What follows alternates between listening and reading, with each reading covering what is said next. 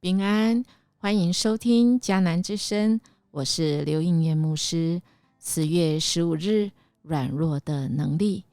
哥林多后书13章1到4节，第4节这样说：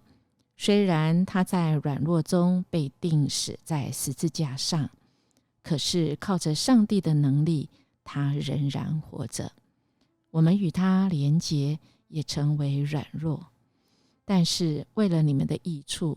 我们要靠着上帝的大能，跟他一起同活着。好有盼望的一节经文。世界上的人真的不能明白十字架上的奥秘，而以这一位我们所相信的耶稣基督，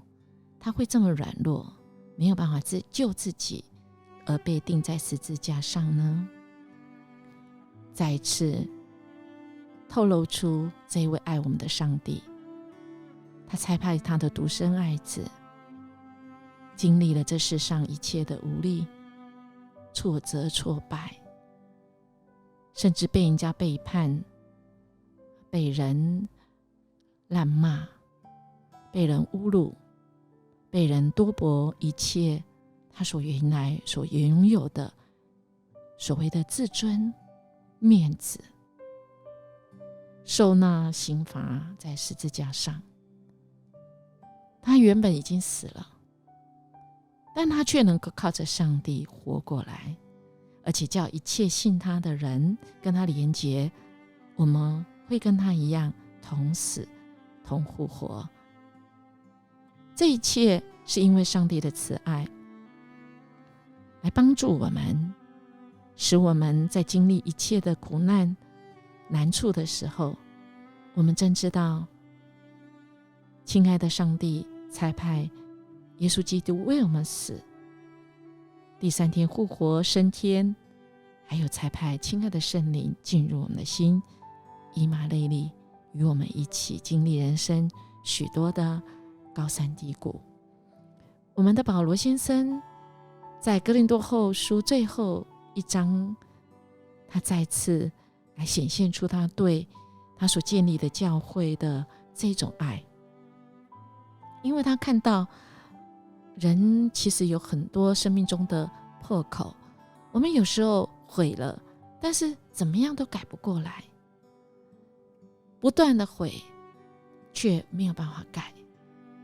甚至有时候我们真的心硬了，就算了吧。更多的时候我们会认为我们自己的想法是对的，而不愿意听从上帝的话。我们看到很多人或许信了主，但是却没有真实的悔改，甚至在这个过程中生命就变质了，跟原来起初领受上帝的爱改变了，甚至骄傲起来。求神来怜悯。今天的经文再一次透过四节，保罗语重心长的再一次来重申，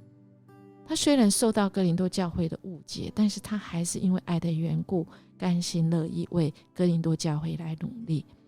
目的就是要建立他们生命，而来劝导他们，来纠正他们。我们知道他再三来讲，他所根据的其实就在于这个圣经里面的教导。他在这个经文里面再次说到，当我们在人的面前我们有过失的时候，我们真的需要彼此来帮助，我们彼此来这个悔改的这个旅程当中，使我们不落入那个恶的权势里面。保罗提醒的目的是要哥林多教会在悔改当中可以真正去领受，在主里面我们是可以同死，我们过去不好的老我们死了，尤其是在行为上，在行为上我们犯罪，我们的行为我们为主而停止，而我们在脑袋上面我们也要转而来相信我不能，唯有主你能。我不知道我们大家知不知道，有一些酒瘾、毒瘾，其实他们要改过来，其实是很不容易的，甚至有人说他越改那个瘾会越大。所以大概在100多年前有一个团体叫做无名世界酒协会，它其中有几个宣言，第一个就是要宣称我真的没办法。亲爱的弟兄姐妹，很多的时候我们人陷入在一个恶者的权势里面，我们必须要说，主啊，我真的没办法靠我自己，我需要主你帮助我，主你自己成为我全人全生命的主。而弟兄姐妹也要帮助。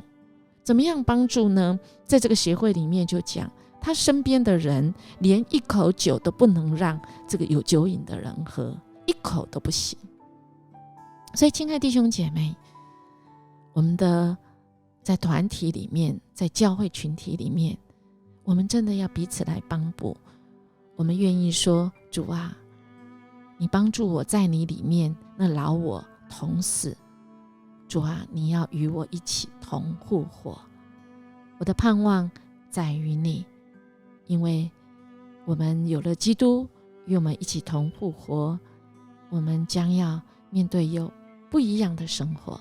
复活会使人脱离罪跟死亡，复活的盼望就是保罗可以又软弱又刚强的原因。